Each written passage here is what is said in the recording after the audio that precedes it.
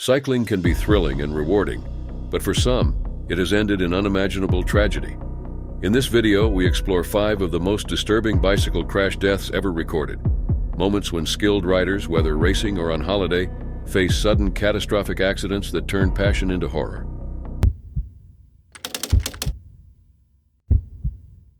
Scott Dwight Habermehl was a man of intellect and passion, whose life bridged both the quiet serenity of the outdoors and the cutting-edge world of science. At 63 years old, he remained deeply devoted to his family and to his work as a physicist, contributing research that advanced national security and space applications. On the morning of May 29, 2024, he set out on his bicycle for another day at Sandia National Laboratories in Albuquerque. What should have been a routine commute instead became the backdrop for a tragedy that shocked a nation. Over the course of his career, Scott's contributions at Sandia were recognized through 6 patents, particularly for his work in making computer microchips more resistant to radiation. His research was applied to projects that protected vital technology. Beyond his professional life, Scott was a dedicated family man. He lived with his wife, veterinarian Dr. Jamie Philpott, and together they raised 2 sons. An abiding fan of the outdoors, Scott found peace in nature. Whether hiking in New Mexico, exploring Colorado's mountain streams, or watching sunsets from high alpine ridges with a cold beer carried in his pack. On the morning of May 29, 2024, Scott rode his bicycle along a bike lane, equipped with a safety light and helmet. At the same time, a stolen vehicle was moving through Albuquerque's streets, carrying 4 teenagers. The driver, only 13 years old, was behind the wheel, while a 15-year-old, an 11-year-old, and another teenager rode with him. The group treated the situation recklessly, filming themselves inside the car. As they approached Scott, the 13-year-old driver announced his intention to strike the man. One of the boys, believed to be the 15-year-old, told him not to go too fast and suggested, "Just bump him, brah." The driver questioned the idea, then accelerated. At that moment, the 11-year-old passenger, who was holding a handgun, ducked and laughed as the vehicle swerved into the bike lane. The front passenger side of the car struck Scott and his bicycle with devastating force. Witnesses described the impact as violent, with his body carried onto the hood before being thrown to the ground. The bicycle was left mangled beyond recognition. Emergency responders who arrived at the scene confirmed almost immediately that Scott's injuries were fatal. There was no chance of survival. The teenagers fled. For months, the case was considered a hit and run. But in February, a breakthrough came when an anonymous tip alerted authorities that a video of the crash had been posted on social media. A school administrator soon confirmed its existence after a student reported seeing it. The recording, which circulated among peers before police recovered it, showed not only the collision, but also the teenagers' behavior leading up to it. The evidence revealed the deliberate nature of the crime. Police identified the 4 boys, all of whom had prior run-ins with law enforcement. The 13-year-old driver was arrested and charged with an open count of killing, conspiracy to kill Scott, leaving the scene of an accident involving great bodily harm or death, and unlawful possession of a handgun. The 15-year-old was later arrested and faces the same charges. The 11-year-old, too young to be charged with murder under New Mexico law, was taken into custody by the Children, Youth and Families Department, with prosecutors determining what charges might still apply. A 4th teenager, also in the vehicle, was identified and arrested months later. Authorities condemned the case as both shocking and deeply troubling. New Mexico's governor described the video as horrifying, and the crime as a heartless killing that underscored the state's growing juvenile crime crisis. For Scott's family, friends, and colleagues, the loss was immeasurable. A man who had spent decades advancing science, mentoring others, and building memories with his loved ones was gone in an instant because of a reckless and intentional act. Tributes described him as calm in nature, passionate in his work, and steadfast in his love for his family. His death remains a reminder not only of the fragility of life, but also of the devastating consequences when malice and recklessness intersect. On the morning of March 1, 2024, the streets of Edinburgh carried the usual energy of school commutes and early workdays. Among those navigating the pavements was an 11-year-old boy named Thomas Wong, cycling along White House Road toward Cramen Primary School. Thomas was widely regarded as a bright and cheerful boy, always smiling, friendly, and curious, qualities that endeared him to classmates and teachers alike. That morning, the ordinary rhythm of the city set the stage for a tragic collision that would shake the local community and devastate Thomas's family. Thomas lived in Edinburgh and attended Cramen Primary School. His family described him as the perfect son and a devoted little brother, adored by all. Helen Donaldson, head teacher at the school, said he was a positive and curious child whose presence brightened classrooms and playgrounds. At the same time, Thomas approached the exit of the Royal Burgess Golfing Society car park. 29-year-old Ross Wallace was maneuvering a large Scania bin lorry out of the parking area. CCTV footage later confirmed that Wallace, driving the HGV, focused primarily to his right while scanning for oncoming traffic, neglecting to observe the pavement to his left. Visibility on that side was restricted by foliage, further limiting his field of view. As Thomas cycled across the car park exit, he entered the path of the truck. The vehicle, moving at roughly 7.5 miles per hour at the point of impact, struck him, pinning him beneath the lorry. Initially unaware of the collision, Wallace continued driving briefly until colleagues shouted, prompting him to stop and discover Thomas lying in the roadway. Emergency responders arrived quickly, but Thomas was pronounced dead at the scene. Investigations examined Wallace's conduct and the circumstances of the collision.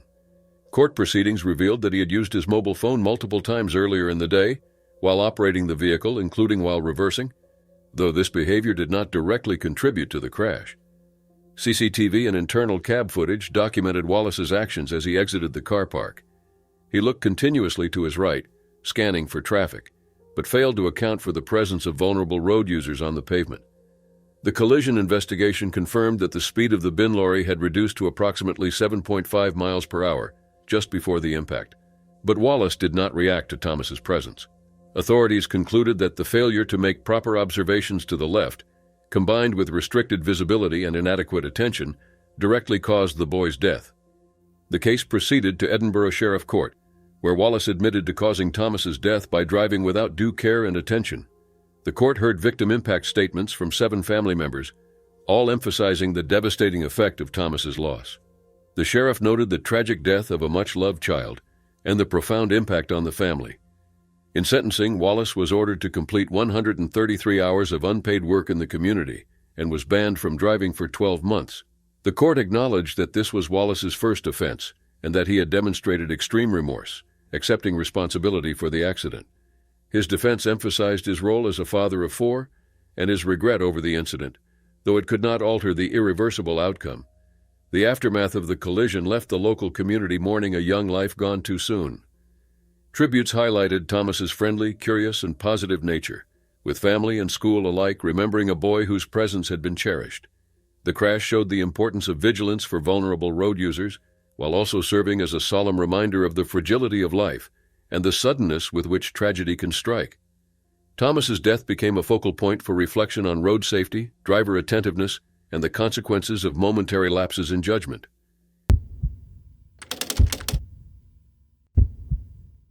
On the morning of July 28, 2024, the streets of Baianopolis, Brazil, were alive with the energy and intensity of a local cycling race.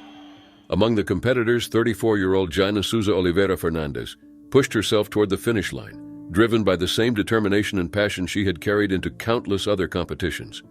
But unbeknownst to Jaina, she was rushing toward a devastating tragedy.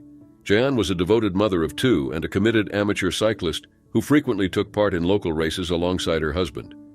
Those who knew her described her as deeply passionate about cycling, someone who found joy and fulfillment in every race she entered. Her dedication to the sport was matched by her devotion to her family, and she leaves behind her husband and their young twin boys. The end of the race was approaching. As competitors sprinted toward the finish line, another cyclist moved dangerously close in front of Jan, cutting across her path. In a split-second maneuver to avoid collision, she swerved and struck a sound truck that had been parked perilously close to the course.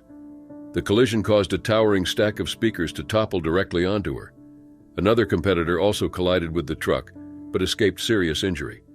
Onlookers and medics rushed to Jan's aid, administering first response care at the scene before she was transported to a nearby hospital. Despite desperate medical efforts, she succumbed to severe head injuries shortly after arrival, leaving the community in shock. The aftermath of the incident drew immediate attention and concern. Police arrived at the scene to investigate, only to find that the sound truck involved had already been removed, raising questions that remain under inquiry. Event organizers, Dubai Bikers, issued a statement mourning her loss, noting that her passing left a deep void in their hearts and emphasizing the strength drawn from her memory and legacy. Local media coverage highlighted the sequence of events captured on video, while community members and fellow competitors shared tributes and condolences, expressing grief over the sudden loss of a valued participant and loved one. Jayan's funeral took place the following day in Luis Eduardo Magalhães, approximately 100 miles from the site of the accident. Dozens of cyclists from surrounding cities attended, paying tribute by riding in procession behind her coffin, a moving demonstration of the respect and affection she had earned within the cycling community. Social media posts captured the procession and conveyed heartfelt messages of sorrow and remembrance.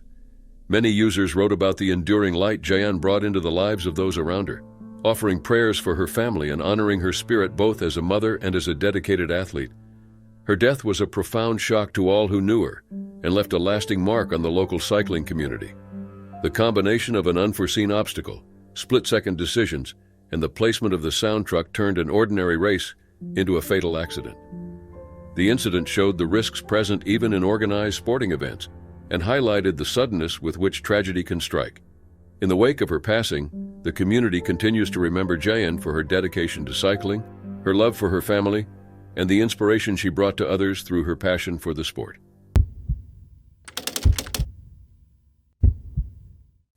Midway through the 2016 Gent-Wevelgem race, the peloton carried the usual intensity of professional cycling, with riders tightly packed and navigating narrow roads at high speeds.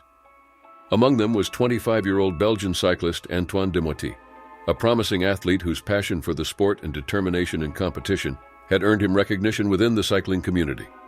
The day was meant to be a test of skill, endurance, and strategy, yet in a matter of moments, the excitement of the race turned to tragedy. Antoine was an accomplished rider who had competed professionally since 2011, representing the Wanty Gobert team. Known for his enthusiasm and dedication, he had recently achieved notable results, including second-place finishes at GP Stade Zottegem and the Hanzame Classic. His team appreciated him for his exuberance, his commitment to racing, and his drive to compete at the highest levels. Only months earlier, Antoine had married, and those close to him noted the pride and joy he derived from racing alongside teammates he considered friends. By the spring of 2016, he was actively pursuing his ambitions in the one-day classics, relishing the challenge of the World Tour races, and demonstrating both skill and optimism in his performance. The fatal incident occurred around 150 kilometers into the 243-kilometer Gent-Wevelgem race, as the peloton passed briefly into northern France near Sainte-Marie-Capelle. A small group of riders crashed in the densely packed field. Witnesses reported that Antoine went down in the pileup, a collision like many that occur in competitive races. Moments later, a UCI commissaire's motorcycle, which had been trailing the peloton, braked but could not stop in time. The full weight of the motorbike struck Antoine, impacting his neck and head. Medics at the scene responded quickly, and he was transported first to a hospital in Ypres, and then transferred to the University Hospital of Lille, where he remained in critical condition. Despite rapid medical attention, Antoine succumbed to severe head injuries, with the cause of death confirmed as a blow to the back of the base of the skull, resulting in cerebral hemorrhage. Autopsy results could not determine whether the injury occurred during the fall or as a result of the collision with the motorbike. The aftermath of Antoine's death reverberated throughout the cycling world. His team, Wanty Gobert, issued statements acknowledging the loss and expressing gratitude for the support shown by fans, noting that his wife and family had been at his side during his final hours. The team paid tribute with a solemn black and white image and highlighted Antoine's impact on both the team and the broader cycling community. Fellow riders and officials, including the Professional Cyclists Association, called for reflection on safety standards, with veteran cyclists stressing the need for careful oversight of vehicles, race organization, and the protection of athletes. The tragedy prompted widespread discussion of systemic risks in professional cycling, particularly the dangers posed by dense fields, high-speed sections, and motorbikes operating close to competitors. Team managers, directors, and riders expressed deep frustration and sorrow at the loss of a young, talented cyclist whose career was just beginning to flourish. Antoine's funeral was held in Les Avants, south of Liège, where family, teammates, and friends gathered to mourn him. The event underscored both the personal grief of those closest to him and the broader shock felt across the sport. In the days following his death, media coverage highlighted not only the sequence of events, but also the wider safety concerns raised by the incident.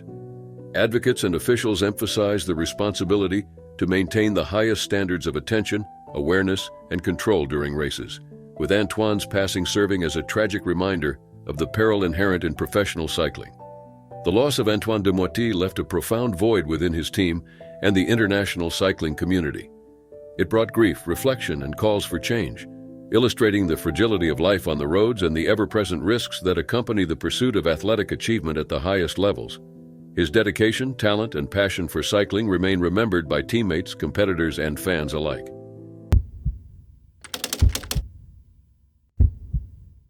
The early morning fog clung to the steep slopes of the French Pyrenees, enveloping the winding mountain roads in thick clouds and reducing visibility to a few meters. Among the cyclists navigating the misty descent was 57-year-old Jennifer Hill, a passionate and experienced rider from Monmouth, South Wales, who had embarked on a cycling holiday with her husband. The crisp mountain air and the challenge of the high-altitude roads should have been a source of exhilaration, yet on that August Sunday, the combination of fog, steep terrain, and the narrow bends of the road created a tragedy that no rider could fully anticipate. Jennifer was a dedicated cyclist, riding regularly between 80 and 100 miles each week. Her expertise was honed over years of experience, including numerous cycling holidays across the Alps and other European mountain regions, though this was her first visit to the Gavarnie area of the Pyrenees. Those close to her described her as a careful and accomplished rider who enjoyed the sport immensely. Beyond her cycling pursuits, Jennifer served as Director of Learning and Skills at the Vale of Glamorgan Council, a position she had held since 2012 after moving to Monmouth with her family. In this role, she was highly regarded for her commitment to improving educational opportunities, overseeing record exam results, and enhancing services praised by inspectors. Family, friends, and colleagues regarded her as a devoted mother, treasured wife, and a compassionate leader whose dedication left a lasting impact both at home and in her professional community. Tragically, Jennifer's life was cut short while she pursued the passion she loved. As she and her husband descended the steep mountain road above Gavarnie on hired bicycles, thick fog obscured the sharp bends ahead. Jennifer, following behind her husband, misjudged a hairpin turn in the poor visibility. Instead of navigating the curve, her bicycle carried straight on and she plunged over the edge of the mountainside. The fall was estimated at around 100 feet into the ravine below. Local rescuers who reached the scene confirmed that her injuries were fatal, and there was nothing they could do to save her. Her husband, who had been several miles ahead and unaware of the accident, only learned of the tragedy later when stopping at a roadside cafe and being informed by other cyclists. The inquest in Newport, South Wales, confirmed that Jennifer died instantly as a result of the fall. Coroner David Bowen recorded a conclusion of accidental death, noting the loss of control and the poor visibility and the absence of eyewitnesses to the incident.